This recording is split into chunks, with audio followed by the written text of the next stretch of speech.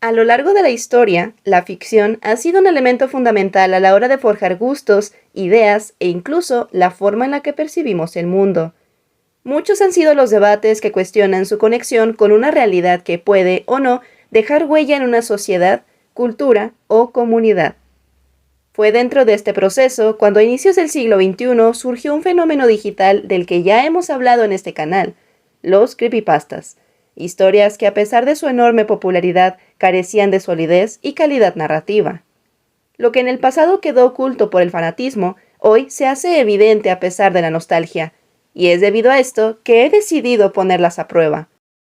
Bienvenidos a Desmontando Historias, un espacio en el que me dedicaré a desmembrar uno por uno los relatos más significativos de los creepypastas, analizando no solo a los personajes, sino también los fallos de su narrativa. Yo soy Andy y los invito a subir de nivel.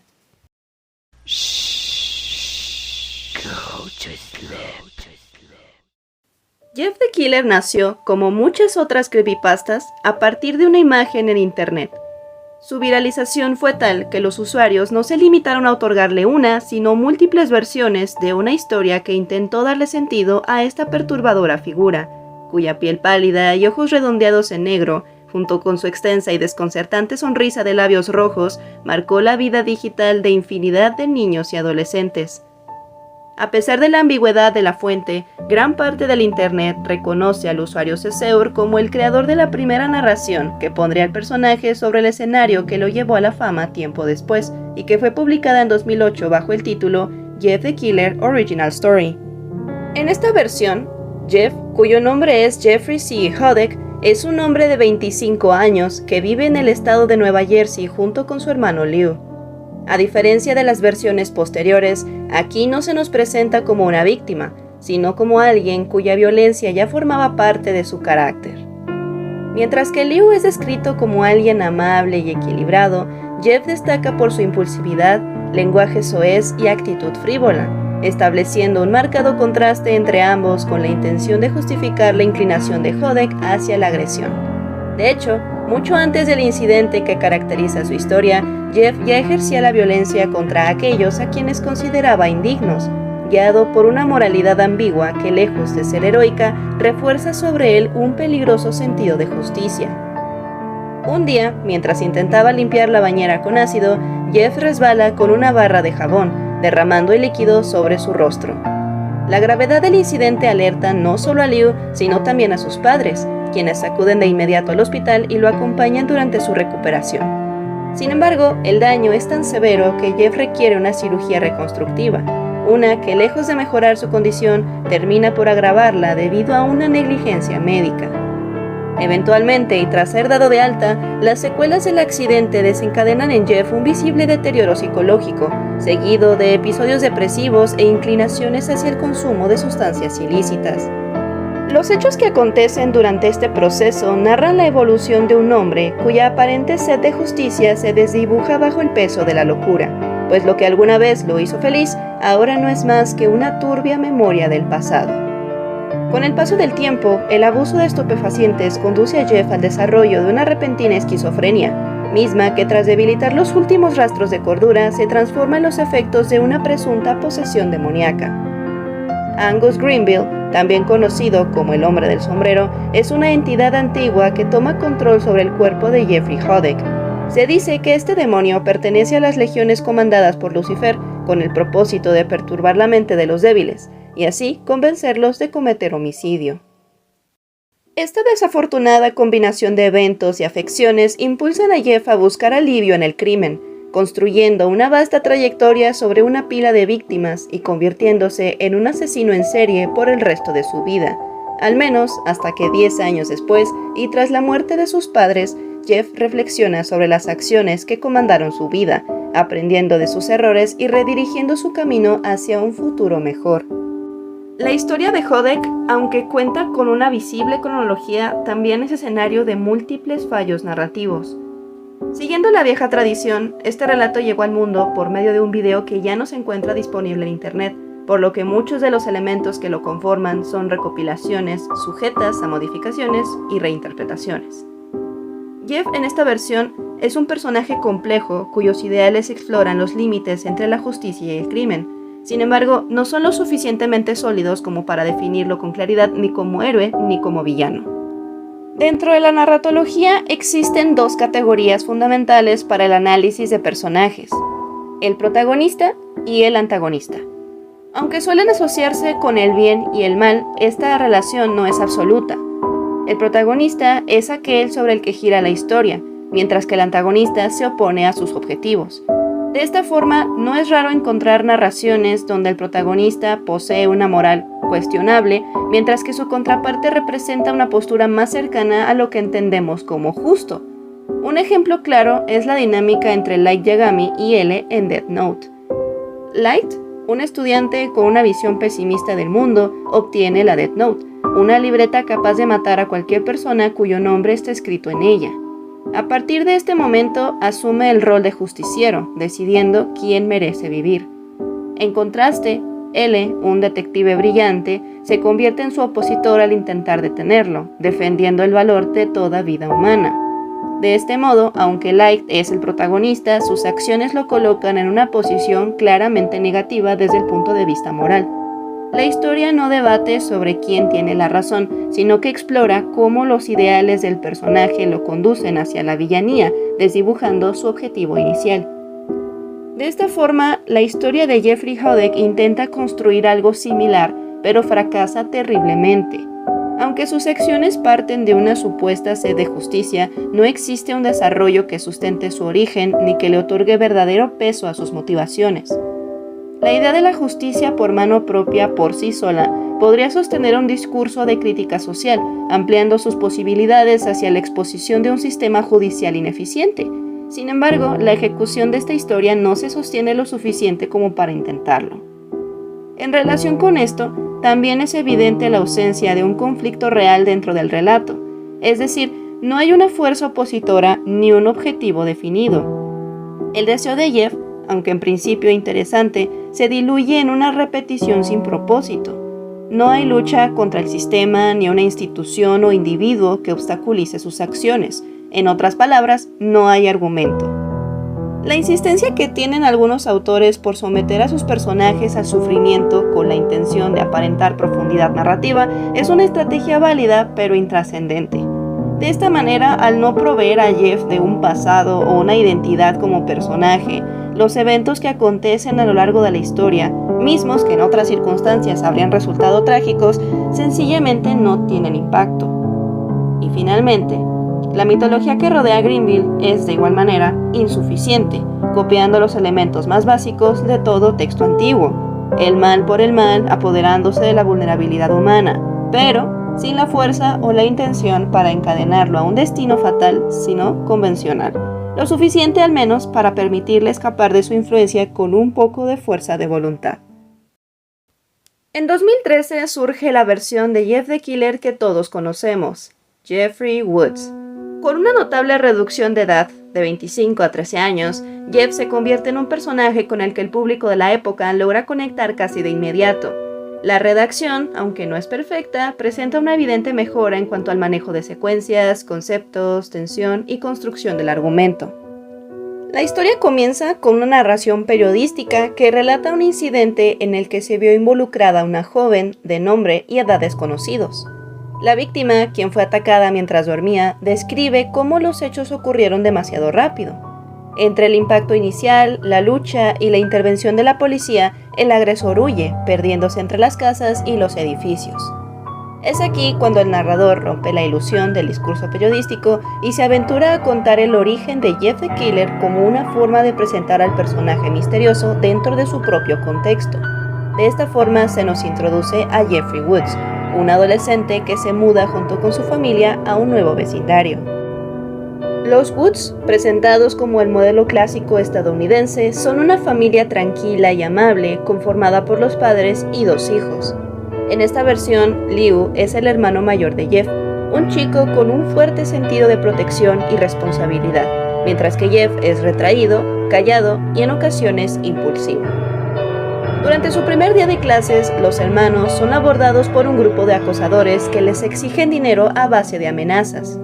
Aunque en un principio Liu intenta imponerse, la predisposición de los chicos ante la violencia lo obligan a retroceder. Para su sorpresa, Jeff actúa de inmediato, no solo sobrepasando a los acosadores, sino también abatiendo brutalmente contra ellos. Cuando todo termina, los hermanos huyen y prometen guardar el secreto. Sin embargo, el resto del día, Jeff no puede quitarse de la cabeza los recuerdos de la pelea, especialmente la sensación que experimentó durante esta. Al día siguiente, 2 oficiales de policía acuden a la casa de los Woods, informando a Margaret, la madre, sobre la denuncia de varios testigos que señalan a su hijo como el culpable de los daños ocasionados sobre los 3 adolescentes. Tras intentar excusarse, los oficiales pretenden llevar a Jeff con ellos.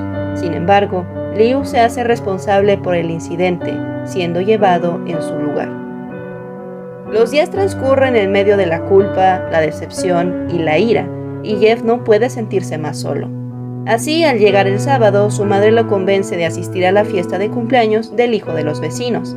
Sin embargo, mientras intentaba distraerse de los eventos pasados, el patio de la casa se ve repentinamente invadido por la presencia de los 3 chicos, Randy, Troy y Keith. En una secuencia cargada de tensión, los 3 arremeten contra Jeff, golpeando e hiriendo repetidas veces hasta que quiebran algo dentro de su mente. La ira contenida durante aquellos días se desborda en una transformación inhumana. Jeff, quien hasta entonces conservaba un poco de razón, se defiende contra cada ataque, respondiendo en igualdad de velocidad e intención.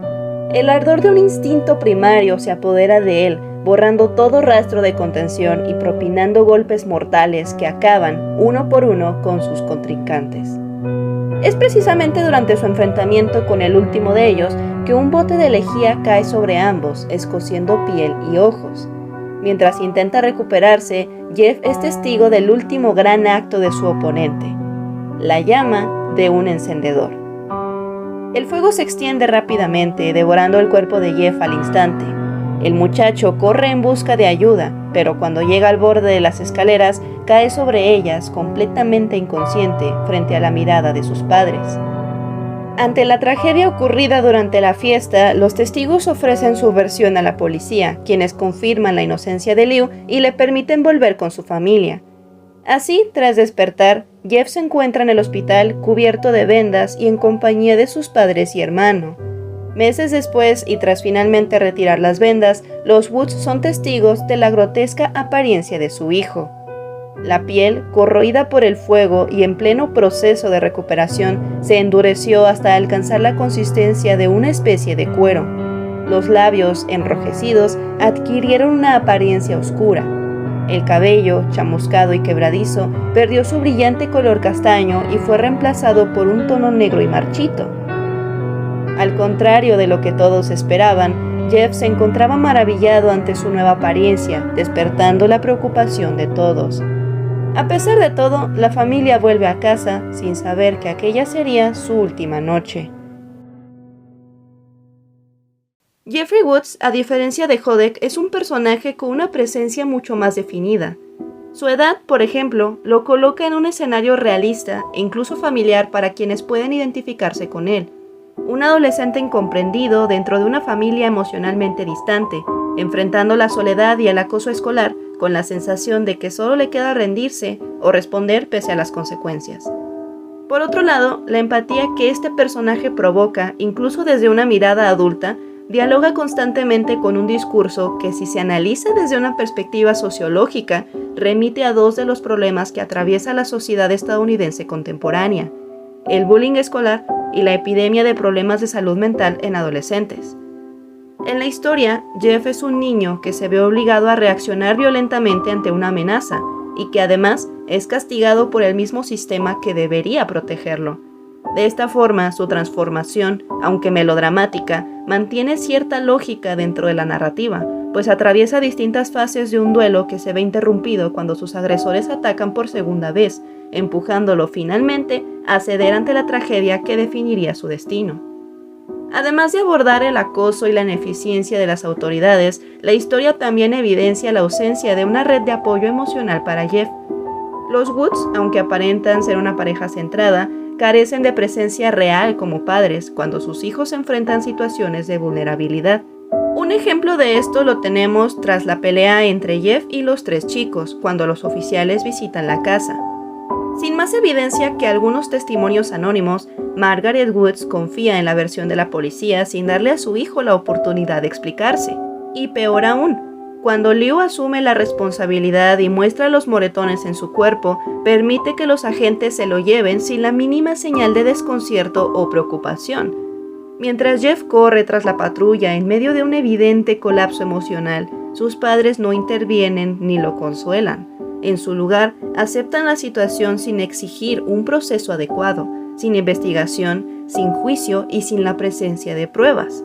Y finalmente, y colocando la cereza sobre el pastel, lo que resulta una notoria depresión para el lector pasa desapercibido por los padres, quienes obligan a Jeff a asistir a la fiesta de cumpleaños sin tomar en consideración sus deseos o sentimientos.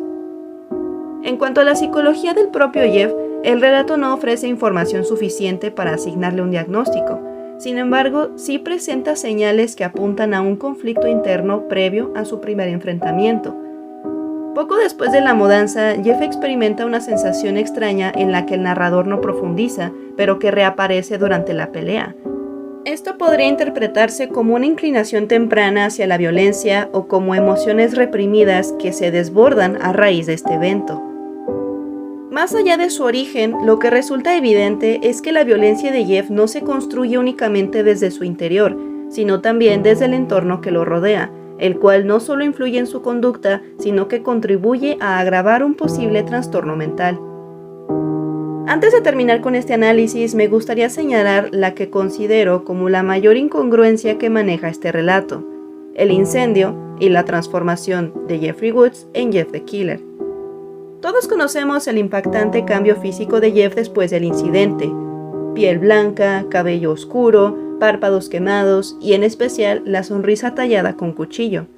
Definitivamente una antítesis casi poética entre la oscuridad de su nueva identidad y la melancólica neutralidad de su antiguo yo. Aunque me declaro fan del diseño de Jeff the Killer, reconozco que varias veces he tenido que investigar para encontrar un sentido a la supuesta apariencia adquirida tras el incidente.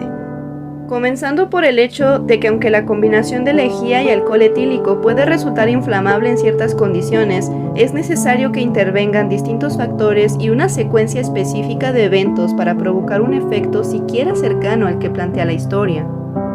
De igual manera, frente a quemaduras de segundo y tercer grado, el cuerpo no experimenta una transformación estética como la de Jeff. Al contrario, la piel, compuesta por distintas capas de tejido, puede adquirir una tonalidad más pálida en un inicio, pero tras la cicatrización no se vuelve uniforme ni mucho menos blanca. Por último, la mutilación de los párpados, ya sea mediante una herramienta o como sugiere el relato a través del fuego, no solo resulta inverosímil, sino que implicaría una serie de complicaciones graves. La exposición constante del ojo, el riesgo de infecciones y la necesidad de atención médica inmediata harían prácticamente inviable la supervivencia sin tratamiento, además de comprometer seriamente la visión.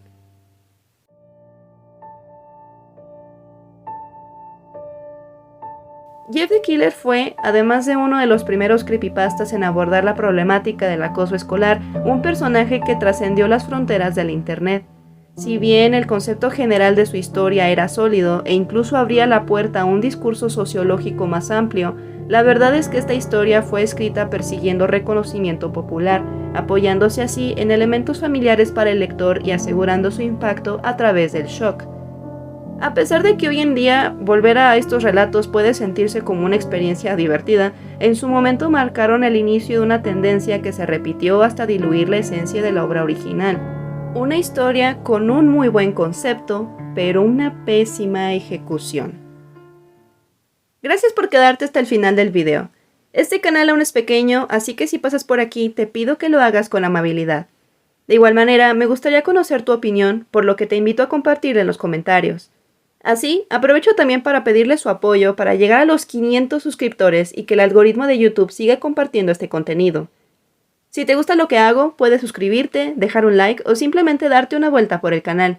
Por aquí te dejo unas tarjetitas con videos anteriores por si quieres seguir explorando.